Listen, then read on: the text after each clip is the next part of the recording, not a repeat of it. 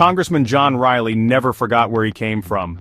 Before the hallowed halls of Congress, before the weight of legislative decisions, there was a badge, a symbol of duty, a commitment to protect and serve.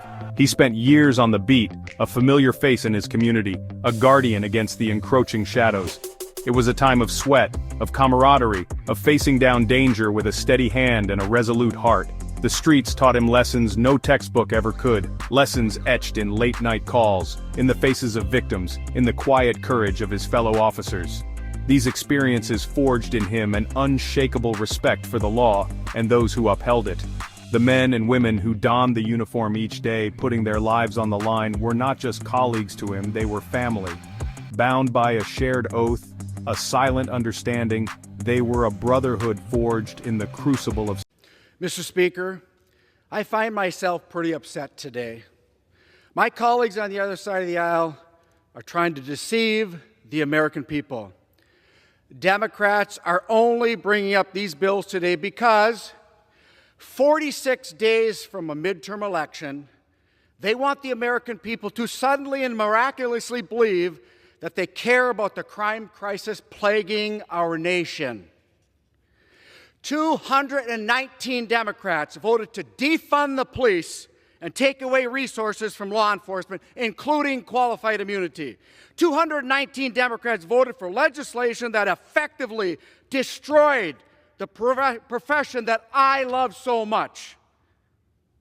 You can laugh, Mr. Chair. I wore the uniform of local law enforcement, and that smirk upsets me. Service. So, when he traded the badge for the ballot box, his commitment to law enforcement never wavered. He carried their stories, their sacrifices with him into the political arena, a constant reminder of the human cost of security and justice. His transition from law enforcement to lawmaker wasn't driven by ambition, but by a deep-seated desire to serve his community on a larger scale.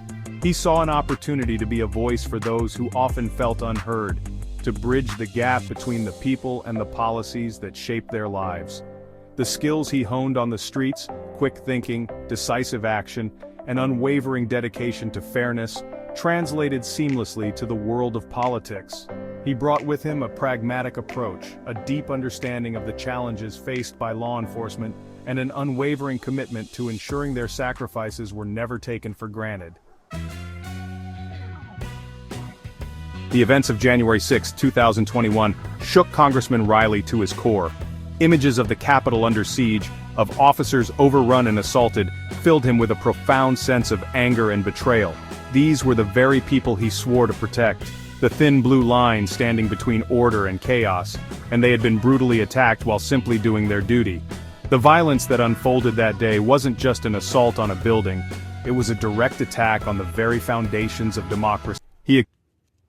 Make no mistake, Democrats are the reason recruitment, retention, and morale of law enforcement officers is at an all-time low and crime is at an all-time high.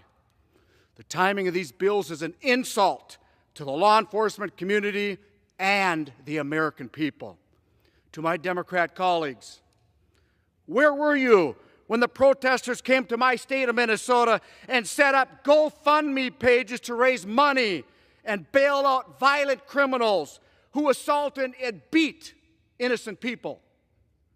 Where were you when a member of the California delegation came to Minnesota to stir up aggression and hatred towards my brothers and sisters in the blue and brown? Where were you when officers were being violently assaulted and killed each day across this country? Where were you when the American police officers and their families were begging for support and needed elected officials to have their backs? Where were you? I'll tell you where you were. They were here in this chamber, pushing police departments to be defunded. They wanted to defund, dismantle, and disarm the police. Regardless of how I vote today, I have to tell you that I am furious that days before an election, and for political purposes only, these bills are being brought up by my colleagues. The American people have suffered enough. And at the end of the day, the American people and our law enforcement community do not appreciate being used as pawns for political gain. To the American people, I know the crime crisis you and your families are facing is very real. And I will not stop my work to reinvigorate the law enforcement profession, to hold lax prosecutors accountable, and to put violent criminals away. My time in uniform may be over, but my watch will never end. And I yield back. Gentleman yields back. Members are reminded to direct their comments to the on the rule of law itself.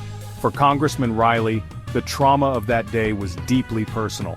He saw the faces of the officers who were injured, heard their stories of fear and courage, and felt a surge of anger at the thought of their sacrifice being so callously disregarded. The pardons issued by President Trump in February of 2025 only served to deepen his wounds. To see individuals who had participated in the assault on the Capitol, who had directly endangered the lives of law enforcement officers, granted clemency felt like a slap in the face. It felt as though the very institutions he had dedicated his life to serving were failing to protect their own. The pardons, he felt, sent a dangerous message: that violence against law enforcement could be excused, that political expediency could trump accountability. This sentiment was echoed by law enforcement groups across the country, who condemned the pardons as a betrayal of those who put their lives on the line every day to uphold the law. The Capitol Police Union, the Fraternal Order of Police, the International Association of Chiefs of Police, all voiced their outrage and disappointment, their voices united in a chorus of condemnation. In the wake of January 6th, a wave of legislative proposals aimed at addressing the events of that day and the broader issue of law enforcement treatment swept through Congress. Some called for increased funding for police training and resources, while others pushed for stricter penalties for those who committed crimes against officers. Congressman Riley found himself at the heart of these debates, his personal history and professional experience lending a unique weight to his perspective.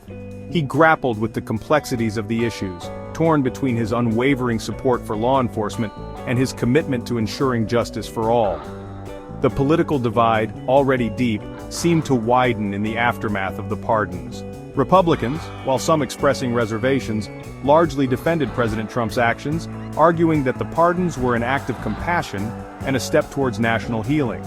Democrats, on the other hand, condemned the pardons as a dangerous precedent, accusing Republicans of prioritizing political loyalty over the rule of law. Congressman Riley watched these debates unfold with a mixture of frustration and sadness. He understood the anger and hurt felt by many in his party, but he also recognized the need for nuanced dialogue, for finding common ground in the pursuit of solutions. He knew that the issues at hand were far too important to be reduced to partisan talking points. The safety and well-being of law enforcement officers, the integrity of democratic institutions, the very fabric of American society, these were not matters to be debated for political gain. He believed that true progress could only be achieved through open and honest dialogue, through a willingness to listen and learn from opposing viewpoints, and most importantly, through a shared commitment to upholding the rule of law and ensuring justice for all.